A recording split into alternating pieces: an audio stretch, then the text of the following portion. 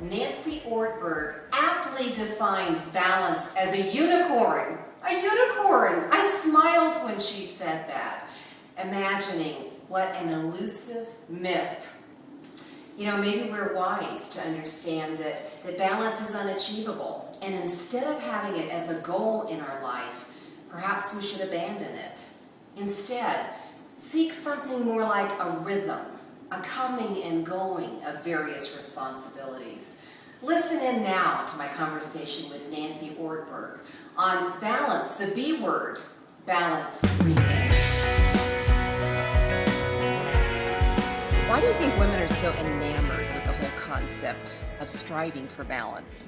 Oh, because it's so black and white, and it promises perfection, and it promises balance, and it's just a myth. And there may be seasons in my life that I have it for just a moment, but it always vanishes. And I think we follow it because there's something about the promise of dividing everything into 8 neat little pieces that it's going to be the answer to all my issues. That all the things I struggle with and that are hard for me are going to magically go away because I figured out my life in a form of balance. And it's a myth. It's a unicorn. You know what? A lot of folks, especially women, have balance as their goal in life. Can you speak to that? I think it's a bad goal for your life. I think you should drop it. The problem with balance is it treats like a pie chart, and it's incredibly precarious. It kind of denotes a tightrope walker with all their muscles tensed, hoping that they can stay in a position for a certain period of time, and it's just simply not sustainable. When John came back from Ethiopia a number of years ago, one of the first things he said to me when he got off the plane is, I don't think most African women with children have their greatest hope for American Christians to lead a life of balance. And I think to figure out who did God make me to be, and that means who did he not make me to be, and unapologetically live out of that life won't look like a life in balance. It'll look like a life that's driven and passionate and leads a rhythm of life with God that provokes an equilibrium in your life that might need to be changed from time to time, but certainly isn't neatly in a balance.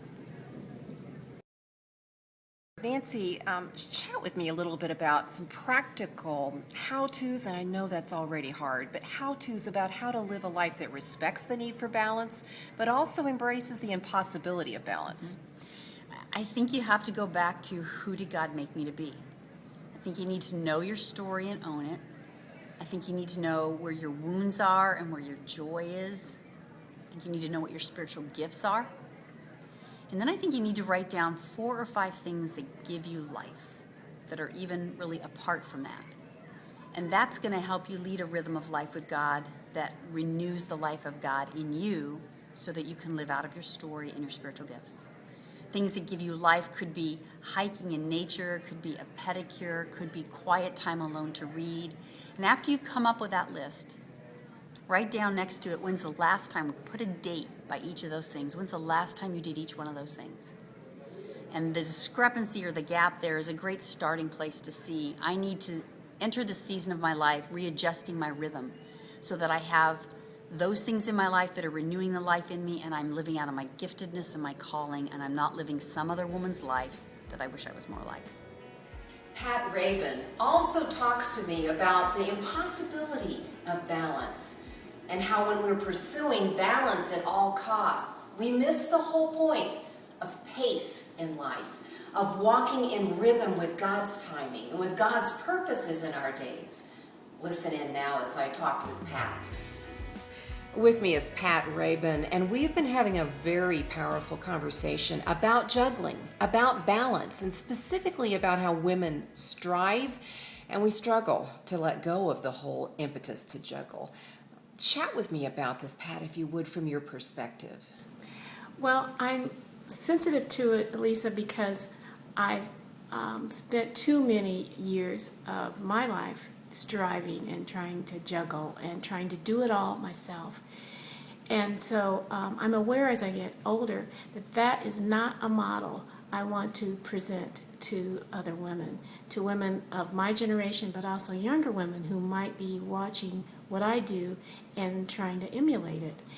I'm aware in our Western culture that we find ourselves on this rat race, this pressure cooker that we all live in, trying to do enough and be enough, and not instead resting and trusting that God has already accomplished whatever we are trying to do.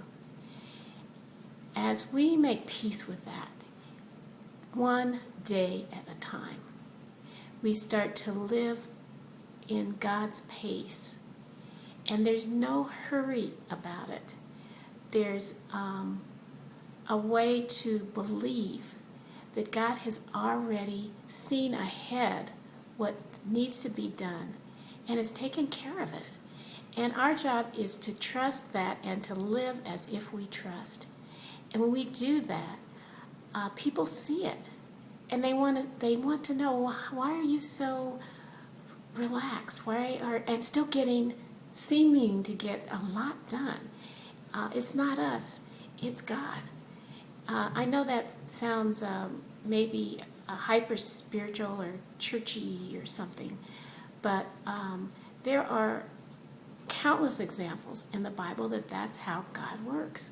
And if God worked that way for David and for all the prophets, for Elijah and Elisha, and for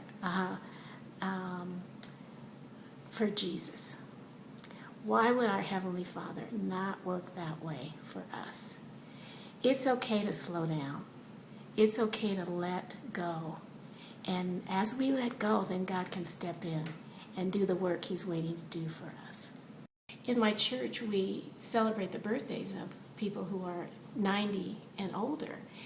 And one time I just happened to ask a woman who's 97, how did she get to be 97 and still be so vibrant and so engaged and so involved and so accomplished? And she looked at me as if the answer were obvious. She said, I paced myself. I don't rush ahead of God. I don't try to get ahead of God. And she said, I've always been that. I've been that way since I was a young woman. That's how you get to be 97 and older.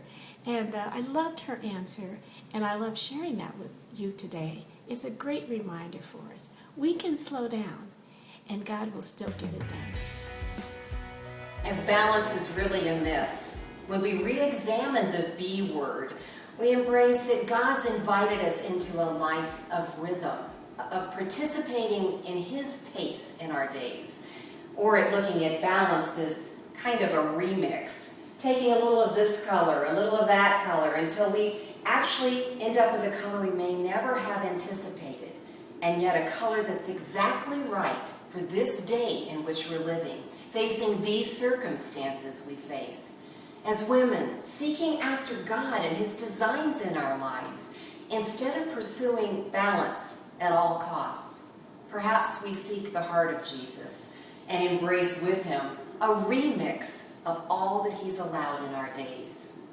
Think with me now differently about balance as we go forward. There is a time for every season.